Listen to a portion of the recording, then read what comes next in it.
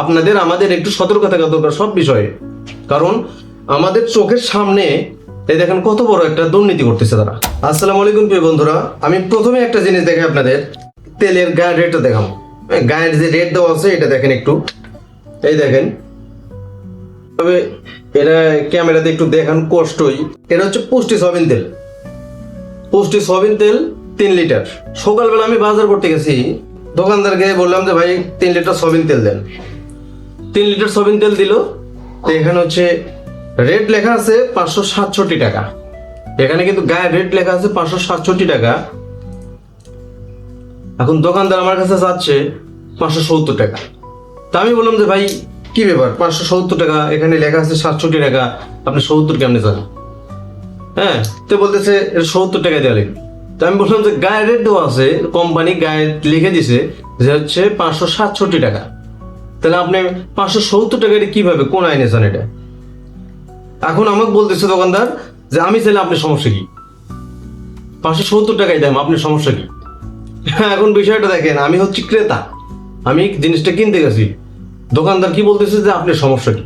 সমস্যা তো আমারই, সমস্যা তো আমারই, আমি কিনতে গেছি, সমস্যা আমার না বলেন? তো আমি বললাম যে 567 টাকা দাম, আপনি 567 টাকা চাবেন, হিসাব সোজা। আচ্ছা বলেন তো, আপনার বিবেক দিয়ে একটু জিনিসটা বলেন আপনারা, যে এই যে 567 টাকা মানে লিখে দিছে কোম্পানি, এটার উপরে কি আসলে আপনি চাইতে পারেন? এটা চাওয়ার কোনো মানে এখতিয়ার আছে আপনার?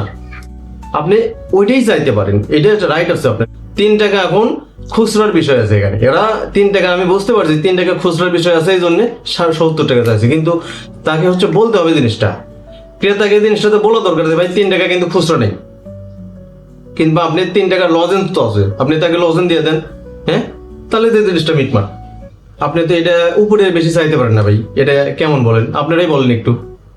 তো আমি তার থেকে জিনিসটা নিয়ে নিই, পরে বললাম যে ঠিক আছে, যেহেতু আমার সমস্যা কোথায়, তাহলে হচ্ছে আপনি এই জিনিসটা রেখে দেন।